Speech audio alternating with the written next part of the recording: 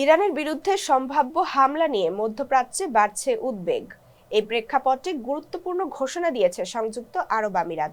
UAE জানিয়েছে, ইরানের বিরুদ্ধে কোনো শত্রুতামূলক সামরিক কর্মকাণ্ডে তারা নিজেদের আকাশসীমা, ভূখণ্ড বা আঞ্চলিক জলসীমা ব্যবহার করতে দেবে না।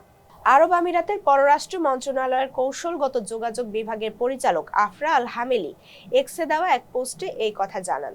তিনি বলেন, ইরানের বিরুদ্ধে যে কোনো সামরিক আগ্রাসনে ইউএই কোনোভাবেই নিজেদের ভূখণ্ড বা আকাশসীমা ব্যবহারের অনুমতি দেবে না। তিনি আরও স্পষ্ট করেন, এ ধরনের কর্মকাণ্ডে ইউএই কোনো লজিস্টিক সহায়তাও দেবে না। আফরা আল হামেলি জানান, আঞ্চলিক সংকট মোকাবেলায় সংলাপ, উত্তেজনা প্রশমন এবং আন্তর্জাতিক আইনের প্রতি শ্রদ্ধাই আবুধাবির কাছে সবচেয়ে ভালো পথ। এদিকে ইরানের ওপর সম্ভাব্য মার্কিন হামলা নিয়ে উদ্বেগ প্রকাশ করেছে রাশিয়া। সোমবার রাশিয়া জানায়, এ ধরনের হামলা মধ্যপ্রাচ্যে গুরুতর অস্থিতিশীলতা সৃষ্টি করবে। একই সঙ্গে সব পক্ষকে সংযম জানানোর আহ্বানও জানিয়েছে মস্কো।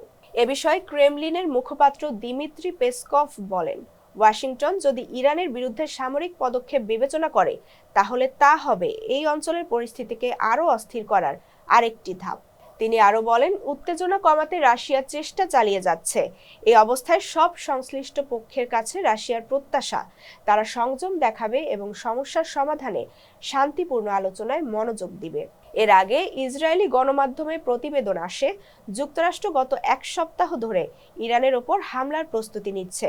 এমনকি সেই প্রস্তুতি ইতোমধ্যেই সম্পন্ন হয়ে থাকতে পারে বলেও দাবি করা হয়।